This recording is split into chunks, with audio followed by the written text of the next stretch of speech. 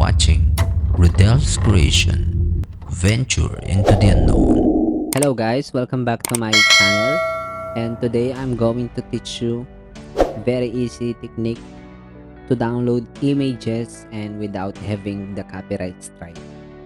Alright, or if you want to upload it into your YouTube channel, alright, so you will not facing the issue for the copyright issue or copyright strike from YouTube. So first thing we need to do, just go to your browser and just type any image, logo, or any image you want to use. Okay, so first I want to search the United Kingdom, and then I will just pick here. But in this page guys, some image are copyright. Okay, they have the license. Punta tayo dito sa tools.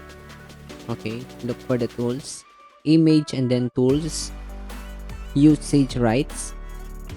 Okay, so dito tayo sa Creative Commons licenses. This one is for commercial and other licenses. Okay, but if you want to use it just for your education projects, or just to you want to use the free image, click this Creative Commons license. So lahat ng lalabas dito are usable, or you can download it and you can use it on your project or whatever you want to use it, no? So example, I want to use this image. Okay, click the image and then click this one or the link itself. So now I am now in this website on the page. All right, so make sure that the license is free for commercial use, no attribution required. All right, so this one is totally free and you can download it. So if I download it, it will like just like a normal download you want, and then just pick the desired size or image. Okay, so here it's already downloaded. Okay, some sites naman guys, so wait lang, settings to the image author, this one is optional. Crediting is not required, but linking back is greatly appreciated. It and allows image author to gain exposure. You can use the following text.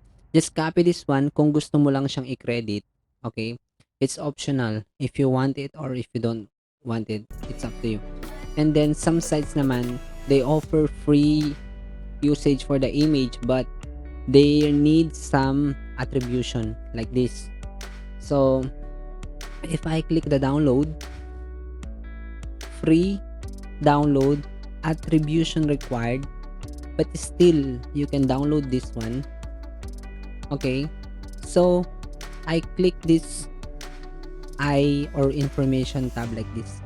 You will see you have the link, just copy it, and they said copy this link and paste it wherever it's visible, close to where you are using the resource. If that's not possible, place it at the footer of your website, blog, or newsletter, or in the credit section, or in the description box. Okay, just copy this one and paste it on your description box, and then it's okay to use it because you follow the instruction.